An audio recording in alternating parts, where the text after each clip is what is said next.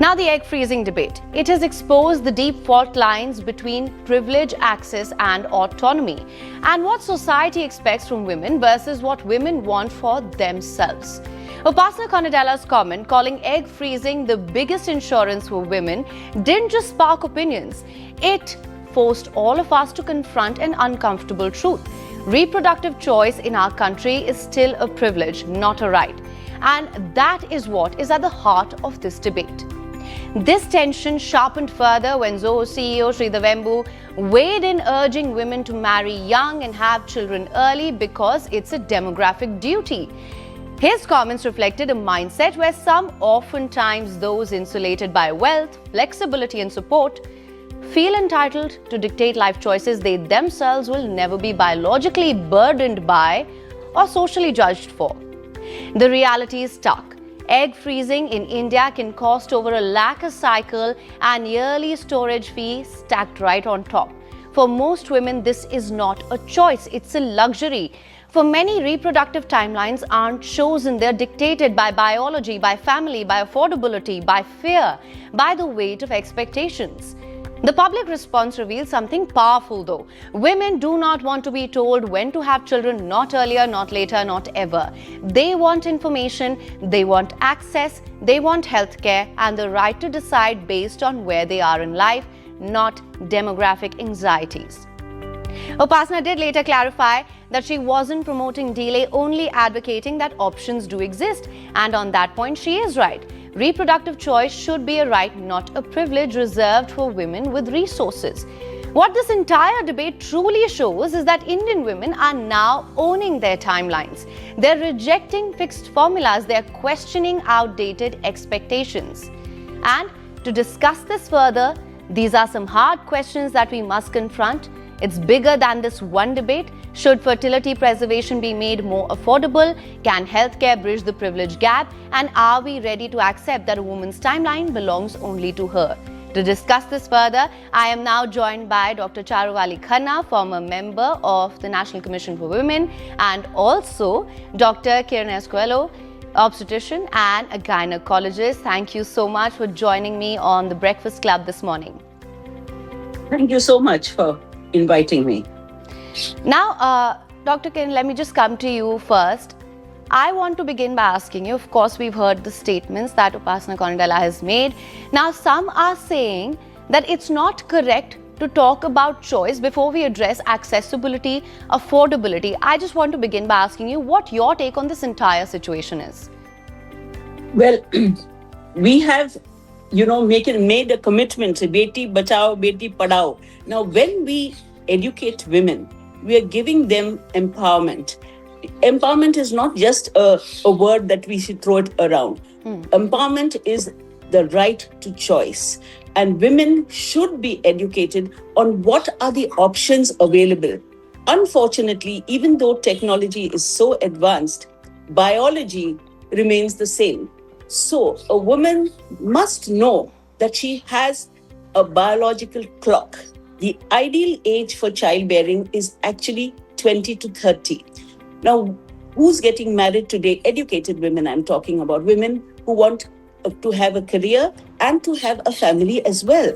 So who's getting married from between 20 to 30? Very few. But after the age of 30 to 35, ovulation becomes irregular. After the age of 35, it's very irregular, and we are now dealing with aging eggs. So not only is fertilization becoming less, but also the quality of eggs also becoming very low. And therefore, having a baby when you're later increases the chances of genetic defects. So now we have this biological timeline which has remained the same. But the aspirations of women are much more. They are educated. Now, Upasana spoke as a counseling to IIT students. Now, they have given up so much to reach where they are, and they have aspirations. Most women have aspirations. So yes, women should be aware of their biological clock and their time. So many girls come to me in my office and say that, we have all the time in the world. No, we don't. And now science has afforded egg freezing. Companies and IIT companies in the US, they insure their women for egg freezing. So we should have that kind of insurance here. And women should have a choice, but a knowledgeable choice, because with Right. it's all very well to freeze All your right. eggs. The chances of those eggs actually materializing to the baby are quite Right, and I will come to that. That's a very All important point that you've raised. I do want to get into that also, but let me just go across to Dr. Charu as well. I want to talk to you about the same issue. What is your opinion on this entire situation and how it's played out? It is about accessibility, affordability, and it being a right. What's your opinion on this? See, I think it's a very personal decision, and what we should not be cowed down by societal judgment. But now, if we're talking about the context of the specific quote that she's made, she was addressing IIT students. Definitely, young girls are getting married later, they have aspirations, and when you're studying, each individual, each human being has a dream, and they have the right to fulfill it. But let's be real, finally, the biological clock is ticking, like the doctor said, though I don't totally agree with her to the extent that after 30 to 35, the chances of fetal abnormality are more. If they are more, if they are more, we again have science and technology. Science and technology will help us identify those. Like overseas, a lot of women, I know a lot of persons who are having children after 40. I personally myself have had them after 30. So this is again, like I said, a personal choice. And now if you're going to promote to IIT and to educated women that freeze your eggs, you're actually trying to influence them. And this, like the doctor said, there's no 100%, firstly, there's no 100% guarantee. Right. And there's no 100% guarantee that all the embryos will result in a live birth. And it's extremely, extremely painful. And nobody's talking about the financial aspect. It's a very expensive process. Absolutely. So we are going to come to that as well. Dr. Kiran, on that note, this is what I wanted to clarify also, because we are having an honest discussion, and it only makes sense if we really know what we're getting into here. When we talk about egg freezing, what are some of the myths that are associated with it, and what do women need to know about the success rates as well? Because it's not like you can just walk in any time and then you have the solution that will work for you every time. It's not the same for everyone. Everyone's journey is different. So what do they really need to know when they walk in? Yes, absolutely. They need to know all the facts. Now, I must correct that I said after the age of 35 to 40 is where the eggs are aging. And of course, there are many ways in which we can, of course, identify, and we do, because every woman goes through all these tests for genetic defects. Now, the facts are that even if the ideal age for egg freezing, of course, is when your AMH or your eggs are young. So that is usually at the age from, say, 28 to 32. After that, the eggs start aging. So the ideal age would be around that much. Up to the age of 36, yes, we can freeze the eggs. Now, if the success rates are, you go through a cycle, suppose you get, say, 20 good eggs to freeze. Out of that, ultimately, take-home baby rate when you go through the process of IVF would be just 1 to 2. So the percentage is very low. It's better to freeze embryos, like young married couples who want to delay their childbearing, that you can freeze the embryos, they have a better chance. Number one. Number two is that, biologically we are getting older. So as we get older, to have a pregnancy at a later age, say those girls who are freezing their eggs are looking to have their babies perhaps at the age of 40. Now, at that age, there are so many other problems that the woman goes through. She may have fibroids, adenomyosis. She may have a high-risk pregnancy because of elderly age. She may have diabetes, high blood pressure, complicating pregnancy. So the pregnancy complication in a later age is also there. So all these factors have to be taken into account. Also, the expense. It is very expensive to freeze the eggs. Number one, it starts off with 1.5 and quite more. Then, of course, a yearly fee. And then at the end of it, you may get married young and you may have your babies young, but that is an insurance policy. So what Upasana was saying, it is an insurance policy, but you must know all the facts. It is a very long, drawn out, painful procedure, and you have to have IVF at the end of it. But it is an insurance that, okay, if I see so many, as an infertility specialist, I have so many women coming at 37, 38, 40, wanting to have their own child, and then we have to have donor because their eggs are no longer there, fertile. So for them, those women who are very, very sure, I have so many couples who don't want to get married, who don't want to have kids, and who want to be, double income, no kids. And it's happening all the time. If you practice in urban India, the aspirations of women are so much. And like Andira Nehu said, you can't have it all. In our society, you can't have it all. You have to be a mother, you have to look after your children, you have to be a wife, you have to look after your in-laws, and you have to have a career. Women are doing it all. We can do it here because we have support of family and we have support of good mates, which is not possible in the West. So therefore, women, and I can speak from personal experience, I always advise my patients, get married young, have your babies young, and then have your career. Now in medicine, you can do it. I got married at 24, I had 2 children, and now I have a successful career and my children are doing well. But not everyone is blessed that way. I had the support of my husband. Not everyone is the same. So therefore, I think the facts should be out there. The expense, the pain, but at the same time, the insurance, because these are the girls who at the IIT, when they had the counseling, they said they don't want to get married because they know very well they've reached here, they want a career, and they don't want anyone. So that choice should be with women. So they should be aware, yes, that is there, out there, it is painful, but I have a choice. Right. Now, Dr. Charu, let me come to you. Thank you so much for mentioning that you did have help, and it really does take a village, and not everyone's situation is the same either. Let's talk about the response to this as well. One thing that really stood out for everyone was a certain CEO saying that you should have kids early, you should get married early. It is our demographic duty. Now, Dr. Charu, let me just come to you and say that. Would you not say that that somewhat crosses into the territory of policing women? And do we really need that?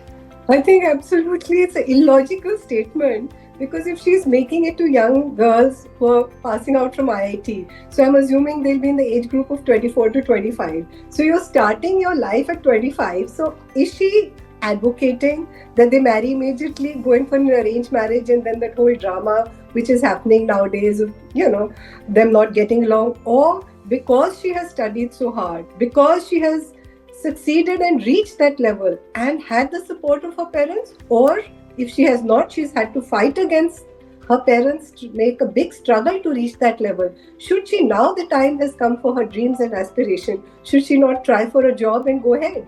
And then at that stage, if you're telling me at 28, I should freeze my egg. I mean, look at the financial burden. I've just started my job. I'm not going to be in some $1 million salary unless I've got a legacy. And like in her case, the lady who has advocated this. So that 28 to 32 is very crucial in terms of your career. And I think, you should focus on your career, and having children late is not, I would say there's nothing wrong in it. A lot of people are having, but freezing eggs means you're going to have children maybe at 45, 50. Will you be able to take care of the child at that age? You won't even be able to lift the child, because nowadays youngsters are having back problems sitting in the chair for so long, So how are they going? And with the whole world going online, with virtual meetings, everything happening online, I mean, there are youngsters are developing these problems. So are we expecting a woman at 45, 50 to pick a child and to do parenting as a person in 30s can do? Yes, at the same time, I'm not saying what she said was wrong. What she said was right in her context. She comes from a wealthy family. She had the option. It's a wonderful option because it respects your ambition, your desire, at the same time to build a family and to work. And you don't have to fear the biological clock ticking. I mean, we all say that you don't have to fear the biological clock ticking, but like the doctor said, your biological clock is ticking because your body is aging. We have to accept that. And I just want to clarify, maybe the doctor will be able to explain better. When we're saying that, we're talking about the egg and the The egg is mine. I freeze my egg. Let's assume I get my eggs frozen at 28. But the success rate of embryos, if I'm correct, doctor, the success rate of embryos is higher. Now, what is an embryo? Embryo is the male and female. So at 28, now I catch hold of a guy. I want the embryos. It's something very, unimaginable. And I don't know if you have another question about the cost, because absolutely I do, and there are a lot of logistical challenges, as you mentioned, as well, that comes with it. But when we talk about the cost here, Dr. Kiran, let me come to you.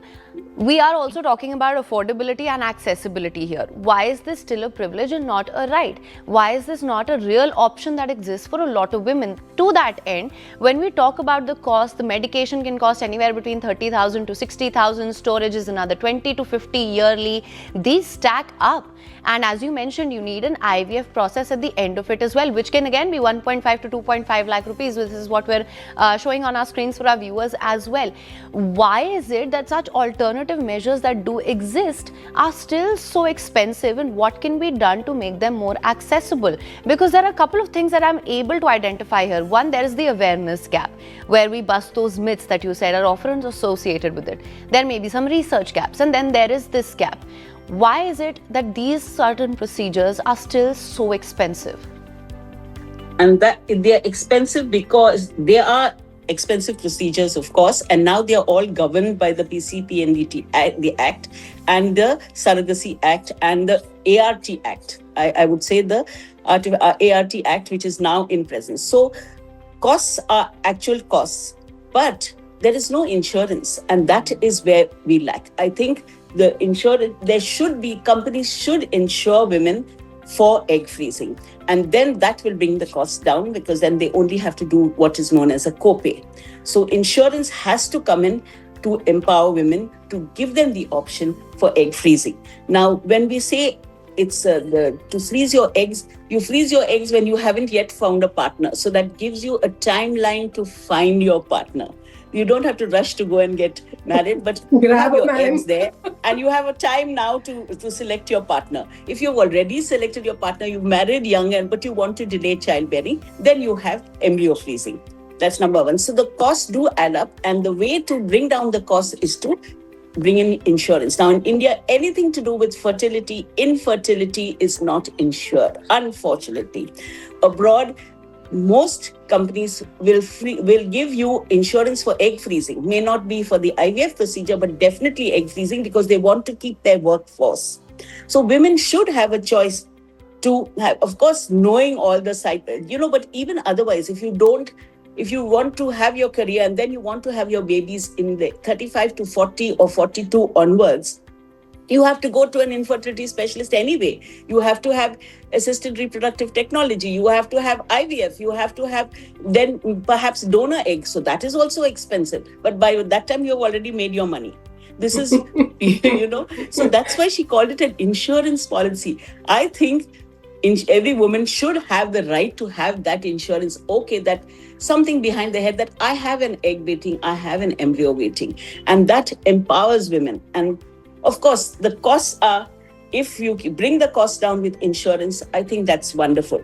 But women should be aware that it's not waving a magic wand. There's a lot of pain, there's a lot of hormonal disturbance, there's a lot of, I would say so many failures to get to that one success. And not to mention, I'm assuming the mental toll that this can also take on a woman who is trying to conceive. Now, Dr. Charu, let me come to you. What do you think? She's mentioned insurance, and that's a very big aspect of this as well. When we talk about these gaps, what needs to change medically and structurally for us to close these gaps and for it to be more accessible for women, and for women to finally be able to practically own these timelines, not just in theory? No, absolutely. I think it's a very important debate, because we're talking about accessibility and affordability. And as we see that from whatever the expenses the doctor has explained and the kind of trauma one undergoes, you need some kind of insurance, or you have to be from a very wealthy family. Now, we cannot compare the West with India, because doctor has very rightly used a phrase. She said they want the workplace, women to continue in the workplace. Like if you'll see these big corporate giants, I don't want to take their names in America, they have food is given, they even should give you bedding, they give you everything. They say just keep working, be a robo. Now, if for your ambition you want that life, then that's for you. But when we talk about the general person, a general woman, I mean, we're talking about access and affordability. In a country like India, where primary and secondary healthcare is not accessible to each woman, are we not being in a kind of a dream world or in some kind of utopia that we're expecting that it should be accessibility and affordability for such an expensive process? But maybe we will go towards that, because if women start, at 28, like we said, where you're starting your career, you want to be fit, you want to be mentally fit, otherwise you'll be thrown out of your job.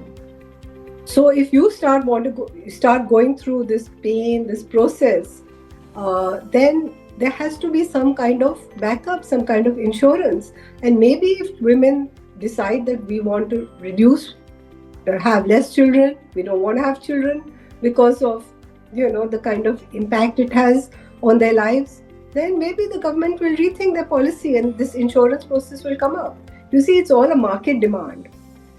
If the market demands that, if that's the need, then it will come up. But as my advice, since you have called me on this show, I would say have a child when you feel like, when you're comfortable. Because I've gone through the process. I've had a child at 38. I've had two, so I spaced them out. Being a working woman and career was very important for me. Have it when you're comfortable. If you're having a problem, go for IVF. And that is the stage when you kind of, start looking at scientific alternatives with technology, whether it's ART or, any other kind of assisted reproduction. Right, Dr. Kiran, let's talk about this as well, because we were talking about the impact and the toll that it may take on a woman's body and the mental impact of this as well. I really want to understand, women do worry about the hormonal stimulation as well. So what are some of the medically established side effects versus perhaps the more exaggerated fears which are associated with this? Again, tying into the awareness gaps that do exist. Right. Now, egg freezing is not a very, very painful or cause a lot of hormonal imbalance. When you do it at the right time, between say 28 to 36, then it just entails one cycle. If of course you don't have eggs, then 2 cycles, where from day 2 you start having injections, and then by day 14 you have enough of eggs on both sides to do a retrieval, and that's all. Then the next 14 days you have rest and you're fine. So it basically entails maybe just a month of your life, okay? And then the eggs are frozen forever. So that is not a problem. The problem is assisted reproduction for older women who are undergoing IVF, maybe donor eggs. That's the problem. So egg freezing is simple. Most of my resident doctors, most of my juniors, almost all the people I know have frozen their eggs, because they say, okay, we have that now, and it's not that problematic for a younger woman. The side effects are very minimal. They may have minimal bloating, they have a little bit of mood swings, etc. Hyperstimulation is not a very big thing in egg freezing. It is for IVF. So in IVF, we're dealing with older women who have problems, and that is very painful, expensive, etc. But egg freezing, no. Not at all. All right. And with that, we're coming to an end of this discussion. Thank you so much for joining us on the Breakfast Club to have an honest and open discussion about this. This is a very important conversation, and I really want to thank you for joining us early in the morning on the show. Thank you so much. Thank you.